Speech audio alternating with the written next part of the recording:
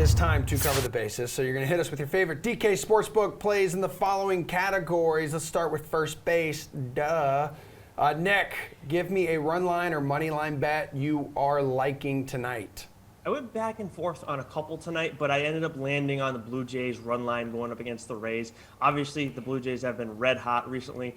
You look at last night, they scored 9 runs against the Rays, or was it 8? And then in the games before that, 22, obviously ridiculous, 11. And then in that Yankee series, too, they scored 6 runs 3 times, 5 runs the time before that. So they've been rolling offensively. They're one of the toughest lineups on right-handed pitching. So you're going up against a righty tonight. Of course, I want to back them in some capacity. Now, the Rays have been tough on right-handed pitching this season, but not so much of late. And Jose Barrios has seemed to find his form for the Blue Jays. He's had 3 quality starts in his last 3 starts. All of those have resulted in wins. 2 of them have been by 2+ runs. So I feel like right now, if you're just churning out quality starts, you're going to be fine. You're going to get a win if you're pitching with the Blue Jays backing you. So I'm going run line with them tonight.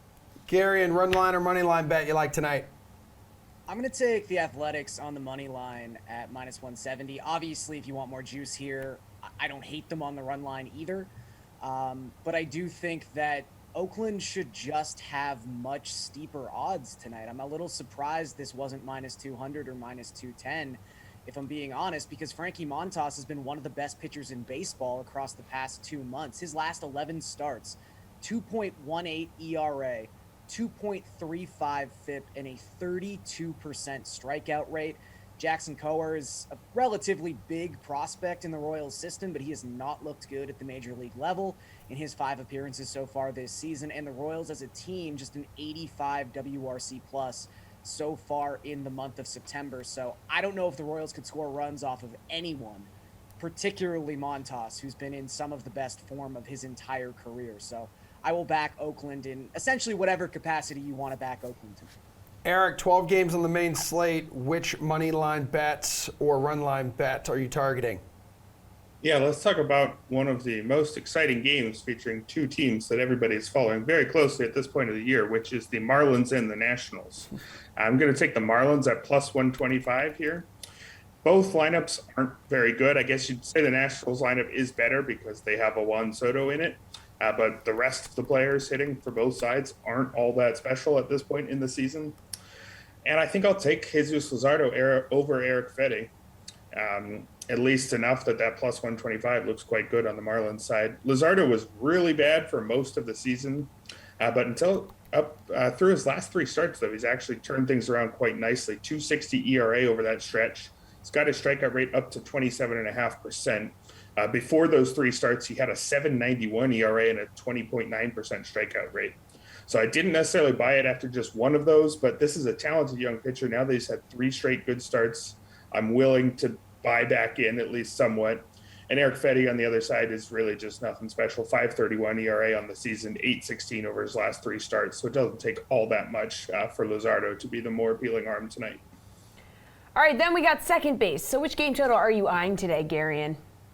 So I was looking at White Sox Angels, which is sitting at 8 right now. However, instead of taking the game total, I would probably just take the White Sox team total, which is at 4.5, because if there's a reason that this game doesn't go over, it's that the Angels have had one of the most anemic offenses in baseball the past 2 weeks. They just cannot hit. Shohei Ohtani has not been hitting lately, and if he's not hitting, there's no one else in that lineup to do any damage. The White Sox, on the other hand, yes, they just put Andrew Vaughn on the IL like 15 minutes ago. That's a little discouraging considering they're facing a lefty in Naughton tonight who has a 4.65 xFIP so far in his brief MLB career. But they're getting Tim Anderson back, who also historically has crushed left-handed pitching. They've actually got 3 guys who should be in their lineup tonight. Yasmani Grandal being one of them, Jose Abreu being another, and then Luis Robert, who have a better than 150 WRC plus against left-handed pitching so far this season.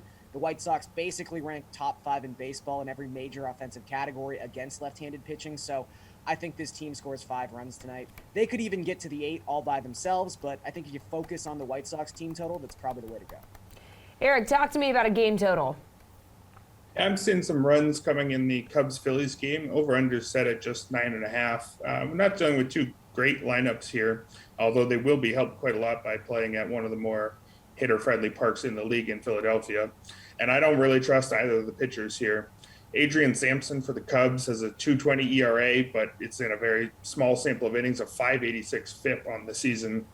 He just doesn't really strike guys out, 18.8% strikeout rate. Doesn't walk guys either, just a 4.3% walk rate. But at most, that kind of profile adds up to a back-end starter type. He's also coming off a year which he spent in Korea and wasn't close to good over there, a 5.40 ERA as a Lotte Giant. So not really a lot of reason to believe that he figured things out and is actually anywhere close to that 2.20 ERA that he's shown in a small sample this season. Kyle Gibson, on the other hand, had a good start to the season, but since he's moved to Philadelphia, has a very mediocre 4.60 ERA. He's striking out just 15.3% of opposing batters. So I'm expecting a lot of contact in this game, and in a park like the one in Philadelphia, a lot of that contact could clear the fence. All right, Nick, game total, talk to me. Yeah, usually I like to back the Reds offense to do something, but they haven't been hitting left-handed pitching well recently, and the Pirates haven't been either. And actually, recently, the entire season, neither of these two teams have done well against left-handed pitching. The Pirates are in the bottom of the barrel, bottom two in OPS, ISO, WOBA, and WRC plus against left-handed pitching this season. The Reds are bottom 6 in all those categories. So I'm going to go with the under on this one at 8.5 because, Wade Miley has been doing really well this season. Of course, in his last 10 starts, he's had 3 not good starts, and then he's had 7 where he's pretty much been lights out. So I would think he's going to go and hold the Pirates down. And then you look at Dylan Peters, and I understand not a name that everybody recognizes quite as much, but he has been solid so far this season for the Pirates. And you look at the bullpen, how they've performed behind him too. All of those games, the bullpen has pretty much has backed him comfortably. So you got two teams that don't hit left-handed pitching well, both facing lefties tonight. There's no way they're going to score 9 runs or more in this one. To the hot corner we go. Let's round third base here. An enticing player prop that catches your eye, Erik.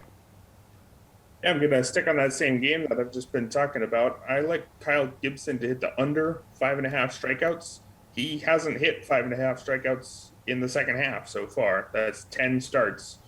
He's only hit 5 strikeouts in 3 of them. He's averaging 3.7 strikeouts per appearance since the All-Star break.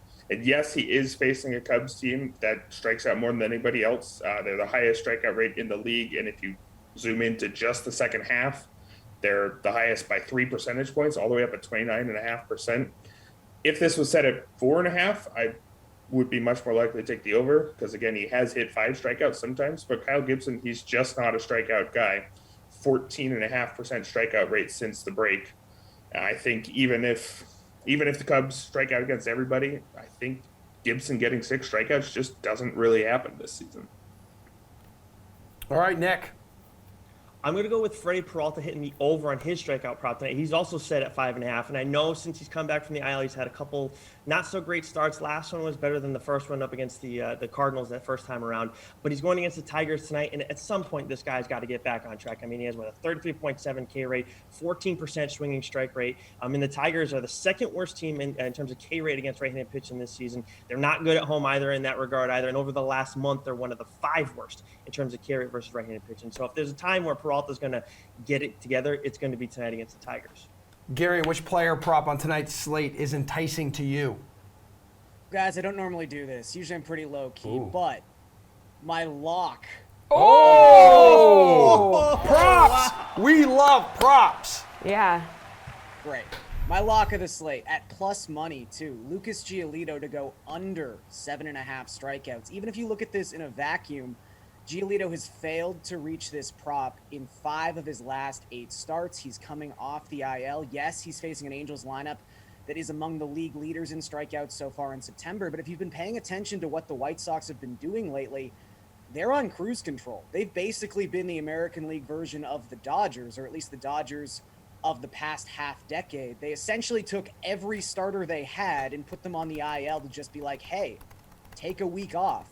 And if it was any indication how we saw them utilize their pitchers against the Red Sox, I don't think Giolito's throwing more than 5 innings in this game. Lance Lynn, 5 innings, 70 pitches. Carlos Rodon, 5 innings, 86 pitches. I think Lucas Giolito is set in stone, no matter how well he's pitching, for 5 innings tonight. And I don't think he gets to 8 strikeouts. All right. Take us home, Nick. Which odds boost on the DK Sportsbook do you like the most? So I had to wrestle with this a little bit. I know there's 4 options tonight, but I ended up landing on Bryce Harper to record 2+ RBIs. He's homered in 6 of his last 8 games, and I know he's only gotten 2+ RBIs twice in that span, but he's putting himself in a position to drive in runs. He just needs guys to get on, and that can happen against Sampson tonight, who I actually found out was only born 4 days before me, weirdly, when I was looking up his stats. But anyways, when you look at Bryce Harper's numbers, I know that Garion brought up how well Yasmani Grandal has done against right-handed pitching over the past month or so. No one's been better than Bryce Harper. Grandal's the only guy who's been in his stratosphere, so tonight Harper's going to drive in at least 2 runs. All right, Garion, odds boost that you are loving. Yeah, so the White Sox one's obviously pretty intriguing, but I'll actually go with the Giants-Padres game, plus 295 for there to be a triple. And I think the only thing that really needs to be said here is Jake Arrieta is pitching for the Padres. His last 6 starts, opponents are hitting 420 with a 499 WOBA off of Jake Arrieta. We're in one of the best triples parks in all of baseball. I know triples are actually this season more rare than they've ever been in the past, but I will bite on this one tonight. I think Arrieta and his presence gets us a triple. All right, Erik, talk to me. Yeah, I'm sticking in Philadelphia where I've been for most of this segment and joining Nick on that Bryce Harper 2 or more RBIs. Set up plus 400, which means you need it to happen 20% of the time for those to be even odds. If you look over his last 18 games, he's done it 7 times. That's 39% of the time.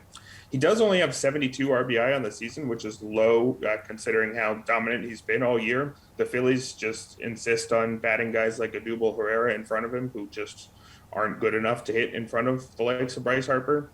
But again, he's been hitting so hot lately that he's been driving in whoever happens to get on, and has finally been getting a few RBIs recently.